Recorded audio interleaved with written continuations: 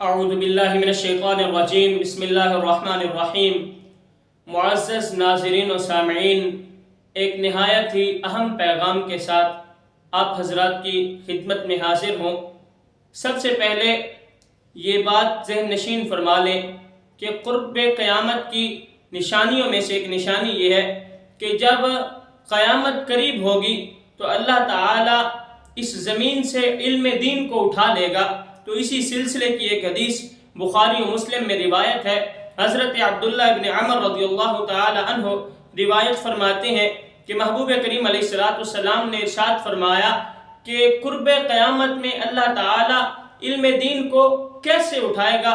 محبوب کریم علیہ السلام نے ارشاد فرمایا ان اللہ لا یقبض العلم انتزاعا، کہ اللہ رب العزت قرب قیامت میں علم دین کو کھینچ کر نہیں اٹھائے گا کہ ینتزعہ من العباد، کہ اللہ تعالیٰ اس کو بندوں سے کھینچ لے، یعنی جو علماء ہے، جو عالم دین ہے، جنہوں نے دین کو پڑھا ہے تو اب وہ پڑھا ہوا بھول جائیں، بلکہ اس کی صورت یہ ہوگی، فرمایا کہ یقبض العلم بقبض العلماء، کہ اللہ تعالیٰ علم کو اٹھائے گا علماء کے اٹھانے کے ساتھ۔ علماء جو ہے وہ اس دنیا سے تشریف لے جائیں گے، علماء آہستہ آہستہ ان کا وصال ہوتا جائے گا، باقی پیچھے کوئی عالم باقی نہیں رہیں گے، یہاں تک کہ محبوب کریم علیہ السلام نے فرمایا حتی لم یبقی عالما، یہاں تک کہ کوئی ایک عالم بھی باقی نہیں رہے گا۔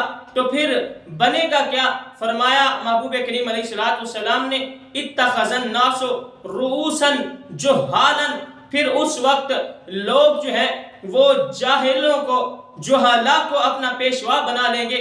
پیشوا کا مطلب قاضی، امام، خطیب، اس کے علاوہ یعنی کہ جتنے بھی دینی عہدے ہیں وہ سب جاہل لوگ سنبھال لیں گے۔ پھر کیا ہوگا؟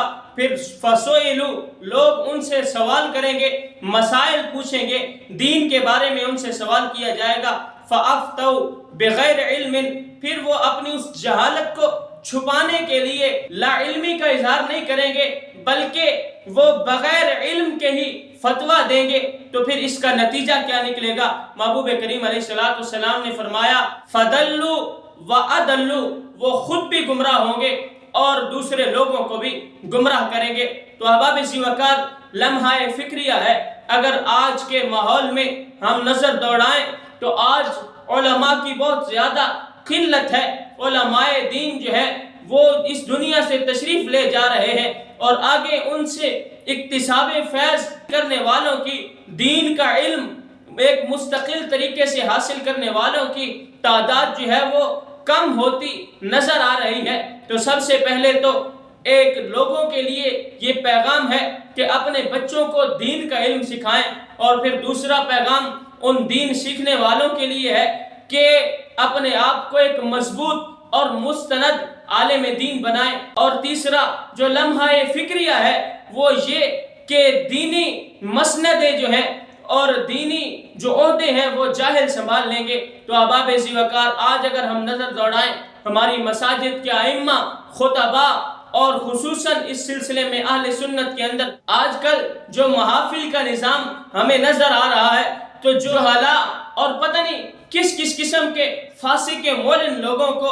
سٹیجوں پہ بٹھایا جاتا ہے، جن کی وجہ سے الٹا دین کی بدنامی ہو رہی ہے، اور جن کی وجہ سے الٹا دین کا لوگ جو ہیں وہ مذاق اڑاتے ہیں۔ تو احباب ذی وقار، اس سارے سلسلے میں ہمیں سوچنا ہوگا کہ ہم خود کو دین کی طرف لائیں، اپنے آپ کو علماء کے قریب کریں، علماء سے کچھ حاصل کریں، اور پھر جو ہے اپنی محافل کو، اپنے مسلک کو اس طرح کے جاہل خطباء سے، جاہل نعت سے، جاہل نقیبوں سے اور اس طرح کی ساری صورتحال سے اپنے آپ کو ہمیں بچانا ہے۔ تو احباب ذی وقار، دعا ہے اللہ رب العزت ہم سب کو علم دین کے ساتھ اخلاص عطا فرمائے، اور جتنے اوامر ہیں، جن چیزوں کا ہمیں دین میں حکم دیا گیا ہے، ان پر عمل کی توفیق عطا فرمائے، اور جن چیزوں سے روکا گیا ہے ان سے ہمیں رکنے کی توفیق عطا فرمائے۔ وآخر دعوانا الحمدللہ رب العالمین۔